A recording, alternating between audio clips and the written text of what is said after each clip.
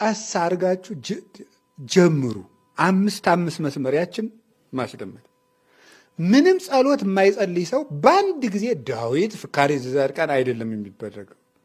ቆይ እስቲ 3 ቀን ጠዋት አንድ አቡነ ዘበሰማያት ማታ አንድ አቡነ ዘበሰማያት ጀምሪያችን ሳታቋርጥ አቡነ ዘበሰማያትን ብቻ አንብቶን ከዛ ውዳሴ ማርያም ከ7 ቀን በኋላ ጨምርባት፣ ቀጥለ ዳዊት ጨምርባታል።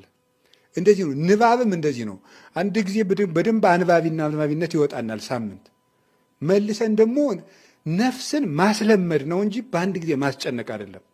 ማስለመድ ከትንሽ ሰከንዷ ተጠራቅማ ምን ሆነች ነው ያልኳችሁ?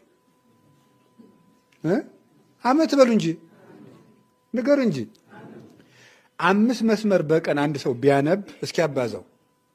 በቀን 5 መስመር መጽሐፍ ቅዱስ ቢያነብ አንድ ሰው አባዙት እስኪ አባዛ። በአመት 365 በአመት ማለት ነው 1800 መስመር ያነባል ማለት